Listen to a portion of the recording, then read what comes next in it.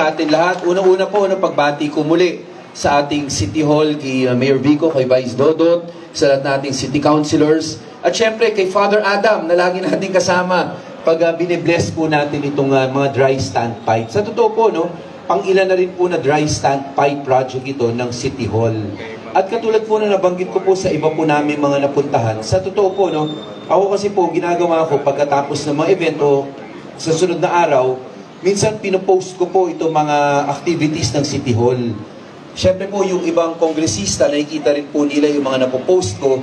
Talagang sa totoo po, talagang meron po mga pagkatapos ng tumatawag sa akin, nagte-text, sinasabi nga nila kung pwede raw nila mabisita si Mayor Vico, si Vice Dodot, yung ating engineering, yung ating kay Sir Brian, na isa rin sa talagang spearhead nito. Kasi para sa kanila, napakaganda po ng proyekto.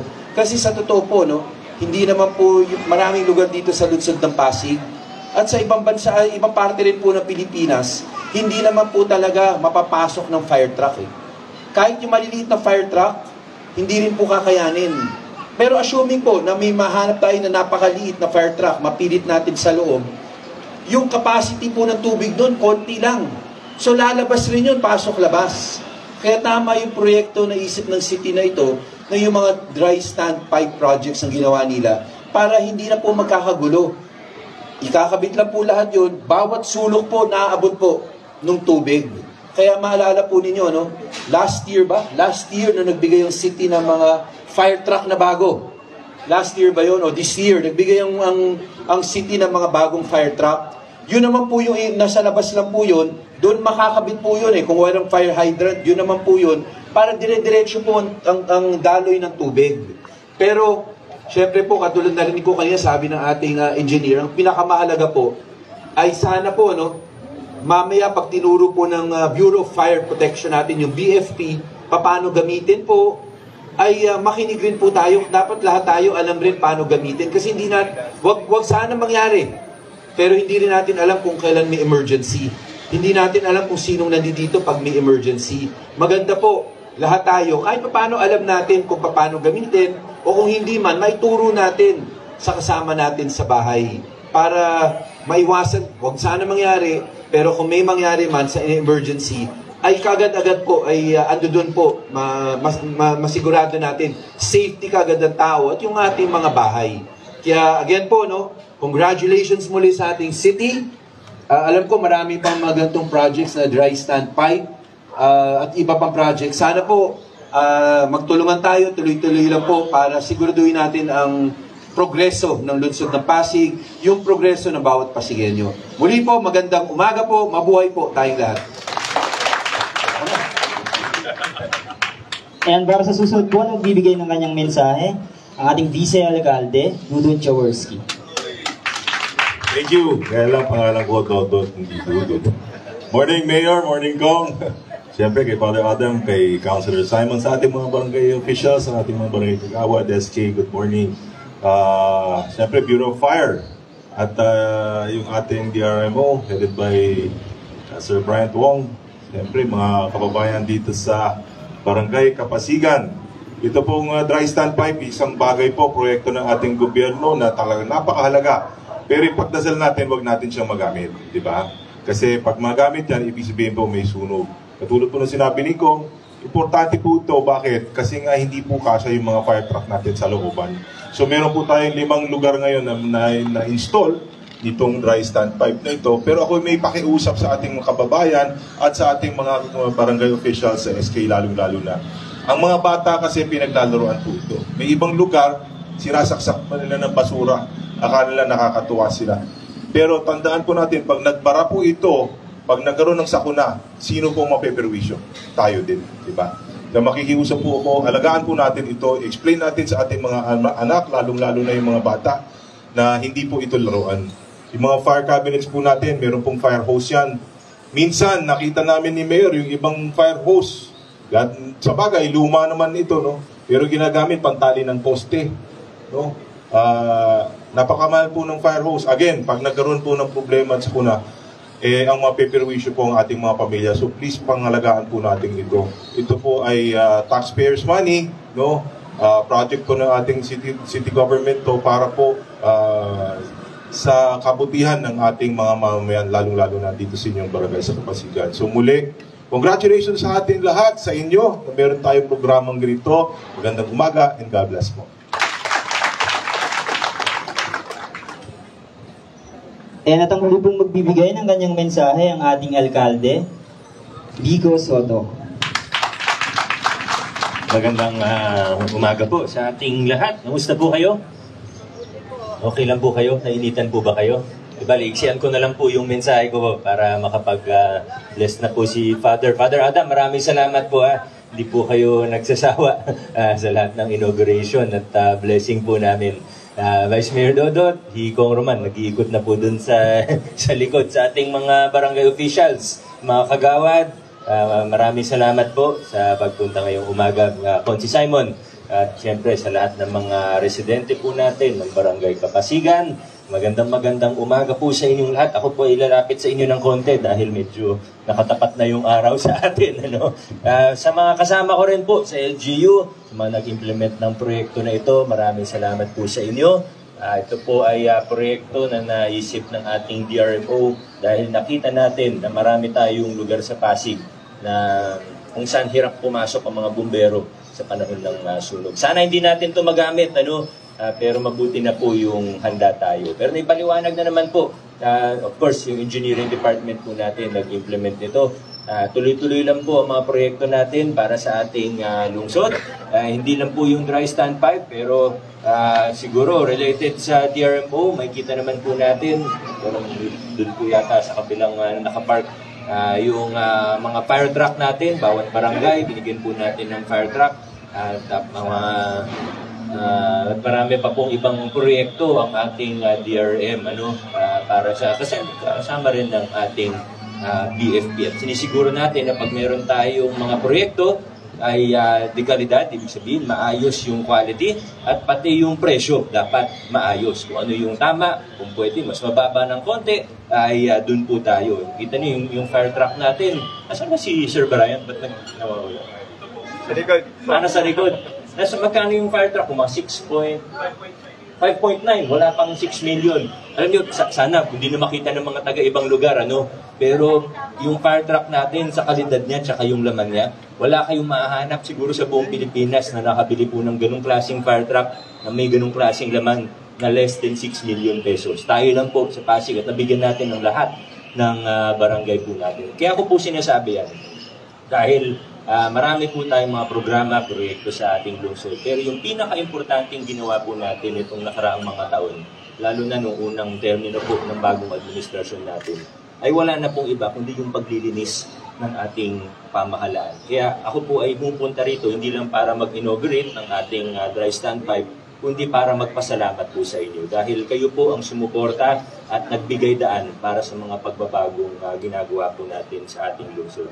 At yung natitipid po natin, dahil tinanggal natin yung mga kickback, yung mga sindikato sa City Hall, binuwag po natin. Ang natitipid natin, sa maniwala po tayo o hindi, ang natitipid natin na mula sa na pupunta dati sa korupsyon at sa kickback ay 1 billion pesos per year.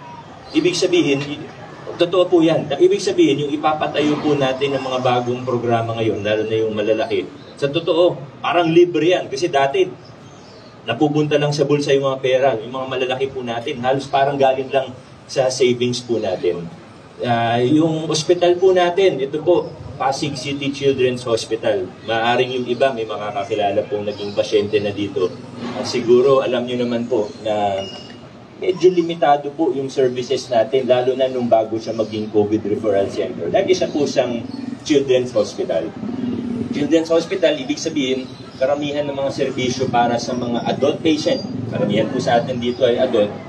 Wala po talaga, pupunta pa tayo sa mas malayong lugar. Ngayon po, maaaring nakita niyo po, may nakapaskil po na full disclosure board dyan. Nagsisimula na, nag-inaugurate po kami nung nakaraang linggo. Nagsisimula, ito papakinabangan po ng bawat isa dito, lalo na ng mga taga-barangay Kapasigan, San Jose at malalapit pang barangay dito, ay ino-convert na po natin siya ngayon. Nagsimula na po yung construction sa loob. Siguro nakikita niyo minsan may mga dumadaan na truck o mga gamit, pinapasok po. Nagsisimula na po tayo sa renovation and conversion of the Children's Hospital into a general hospital. Ibig sabihin, dadami na po yung mga serbisyo natin. I-expand natin, pati yung emergency room natin. Doon tayo laging nahihirapan. Sigurado magkukulang pa rin po kasi punta kayo kahit sa ospital sa Metro Manila. Sa totoo, kahit private nga po, pag punta kayo sa ER, talagang punong-puno. Lalo na sa mga public natin. Pero, para makatulong po tayo ng konti, ay i-expand din natin yung ER. Bukod pa sa mga ibang serbisyo na para sa bata, para sa matanda, na i-expand po natin. Dahil gusto po natin i-improve ang serbisyo na pang-medical sa ating lungsod. So ito po, ang bago niyang pangalan ay Pasig City Hope Medical Center. Isa na po siyang General Hospital. Sa 600 days po yung construction time nito, medyo marami po talagang gagawin mula sa roof deck hanggang sa basement. May mga bagong kama, bagong equipment, at pati bagong plantilla para sa HR natin, para may mga bago tayong doktor. Yung sa pedya, kasi baka yung iba sa inyo, dyan po dinadala yung mga bata, may-maintain pa rin po natin yun, huwag mag-alala, pero magdadagdag lang tayo ng mga serbisyo. Yan po, at marami pang buong iba. Siguro babalitaan nyo naman yung magiging redevelopment natin sa City Hall, na hindi rin naman po malayo dito, para ma-maximize natin yung lupa ng Pasig City Hall Complex o Pasig City Hall Campus kung tawagin ng mga nagdidisenyo. At marami pa pong iba, mababalitaan naman natin yan sa mga susunod na panahon. Pero yun nga po, nais po magpasalamat sa inyong lahat dahil hindi ko po magagawa ang lahat ng ito. Kasama ang City Council natin, ang ating congressman, hindi po namin magagawa ito kung hindi po sa inyong tulong at suporta. Kaya maraming salamat, mabuhay po kayo. Congrats po sa ating lahat. And maraming salamat po, Congressman, Vice, and at sa ating Mayor. Para magpatuloy po sa atin naman pong ribbon cutting, tawagin ko po, ayan, ang miyembro ng Sangguniang Barangay at Sangguniang Kabataan, ng Barangay Kapasigan. Ayan, kasama po ng miyembro ng Sangguniang Panglungsod.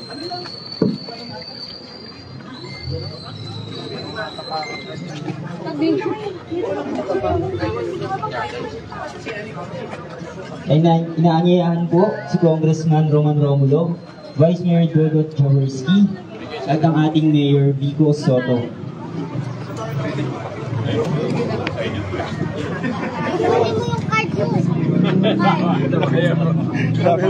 Bossing.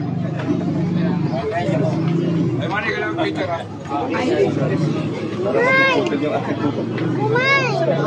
Ngayon ka na, alis!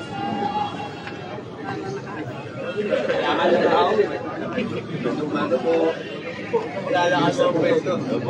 Yan. Ano ba? Slide muna. Pwede na? Alright. Alright. Mabuhay. Ngayon at para naman po i-bless, akin ang tatawagin, Father Adam Arellano. Magsitayo po ang lahat. Manalangin tayo. Manahan ka, Panginoong Jesucristo, sa piling ng mga nagpapasinaya sa lugar na ito at humihiling ng pagbabasbas sa iyo. Igawad niyo po ang inyong mapagpalang kamay, proteksyon, pag-ingap sa mga residente dito po sa Barangay Kapasigan at niyo pong basbasan ang mga dry standpipe at mga cabinet post na gagamitin na yung mga lingkod sa oras ng pangangailangan. Mga Panginoon, iadyan niyo po sila sa lahat ng panganib at sakuna at ngayon padala ang inyong mga anghel upang sulay gabayan sa pang-araw-araw nilang buhay. Hinihiling namin ito sa mga magitan ni Jesucristo, kasama ng Espiritu Santo, magpasawalang hanggan. Ama namin, sumasalangit ka, sambahin ang ngalan mo, papasa amin ang kaharian mo. Sundin ang loob mo, tinagpaparang sa langit. Bigyan mo kami ngayon ng aming kahanin sa araw-araw. Patawarin mo kami sa aming mga sala para pagpapatawad namin sa nagkakasala sa amin. Huwag mo kami painatulad sa tukso at iyan mo kami sa lahat ng masama. Abagyan ng Maria na pupuno ka ng grasya, ang Panginoong Diyos na sumasa iyo, bukod kang pinagpala sa bahay lahat, pinagpala ng aling anak na si Jesus. Santa Maria ng Diyos, sana naman yung kasalanan. Luwalhati sa Ama, sa Anak, sa Espiritu Santo. Ating pong babasbasan ng banal na tubig ang mga dry stamp.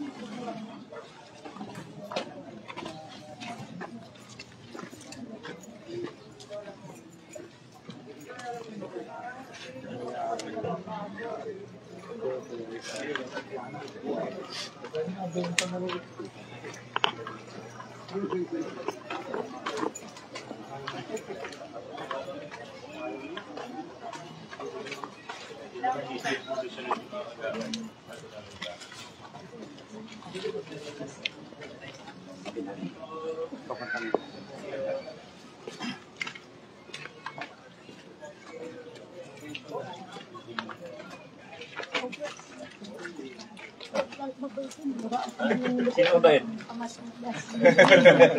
Dinilig ba talaga talaga?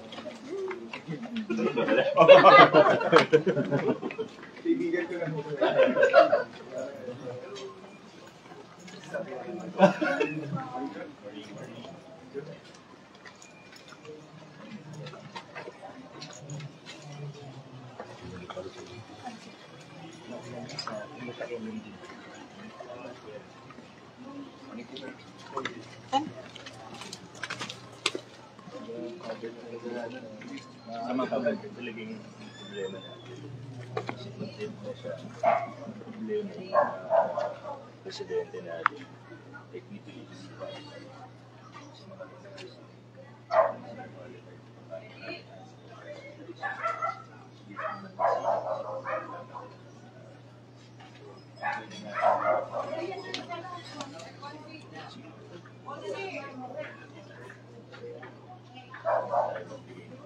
try na lang natin.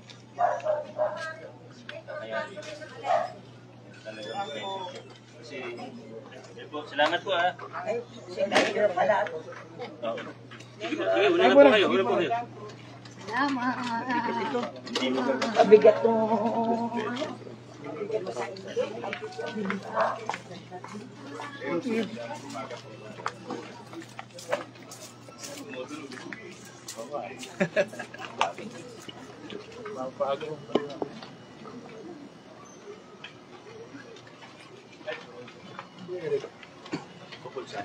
Yung sa bagis.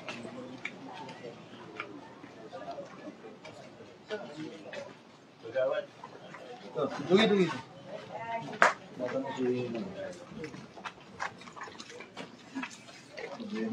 Yung building natin. Kung yan na kasi. Financial assistance. Ito lang. Ito lang po. Ito hindi po. Hindi naman. Hindi po. Thank you po. Ayun nga. Kasi, kung yung owner, humingi pa ng renta, Ganun din na daw yata. kasi may notices na tayo na Mayor, nakausap namin si Carlos at si Kapitan. Iguwa na sa amin yung list of families. Naisabit na namin. meron na rin po kami. Talagang financial assistance po. Yun, nakausap ko rin yung attorney ng owner. So hindi na nga daw kami... Ayaw na talaga nila ipagawa. Oo, 2 taon na kami hindi binigyan ng kwenta. Sa totoo, hindi rin naman sila pwedeng maningil na kasi Pero magbibigay daw sila ng Notice na konting tayo sa financial kanila. assistance para umalis. coordinate, nakakausap naman po namin ng pamilya ng owner. So, magbigay sila, tapos ang city, magbibigay din ng konting tulong. Willing naman sila umalis. Panimulan. Wala akong- Pero, hindi kasi nga nag-qualify sa babahay. Okay. Yun lang nga saan tatanungin namin. Pero magbibigay naman tayo financial assistance. Ay, hindi Kasi talaga pwede. kailangan na rin gawin yung yung vetmet doon. Para sa inyo rin naman. So, ang problema, hindi siya tatamaan. Ang problema, pag nag-file sila, Hindi, totoo yun. baka gumuho. Kasi bako, naramdam sa taas. Baka gumuho talaga eh. So, kasama din yung engineer ng DPWH. So, nung nag-usap kami ni Kong tsaka DPWH, ano yun, ano muna yung mga tao. Pending yung project, sayang. Para sa safety natin yun. Isa sa tema na kasama namin. Sir, may tatanong ako. Sir, isa po sa tenant sa taas. Na may concern dito. Sige, sa out din. Maganda kasi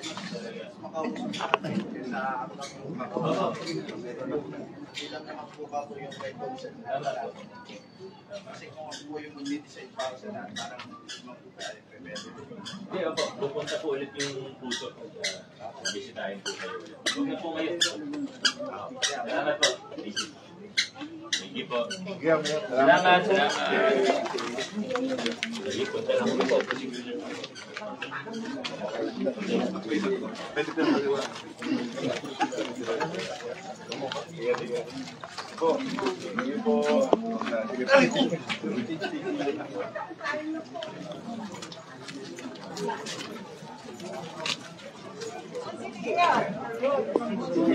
Wala na nga dyan ang ulit.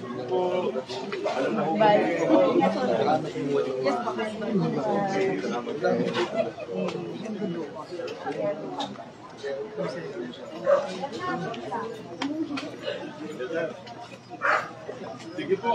Paano na kami ha? Oo. Sige po. Change po.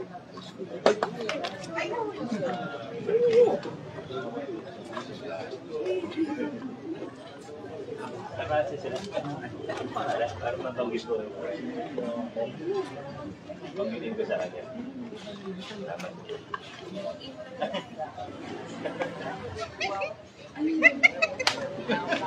Bawal kaso niya. Gusto mo kayo?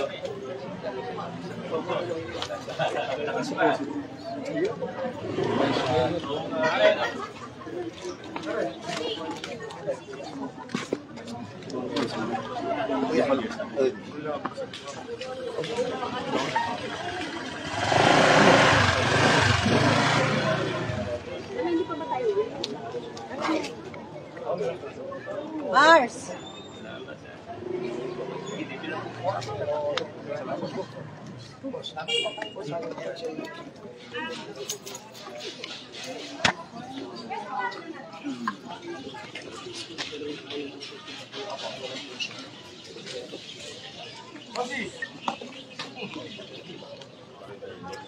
Kasi ayun na rin yung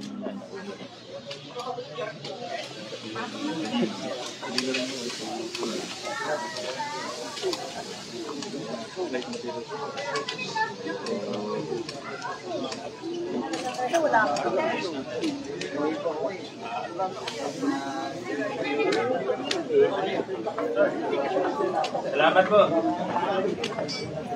Salamat po. Sige po, mga gawad. Una na po ako. Thank you, Oo nga eh. Sinusubukan ko na ulit eh. Balik ako matutunan. Nadilig paningin ko. Kaya unti-unti ko lang. Sakit pa rin eh. Ayun lang tayo.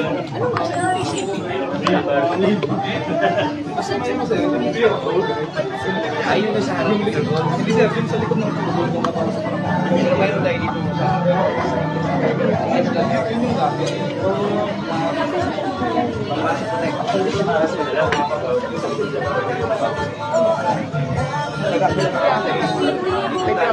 Salamat po.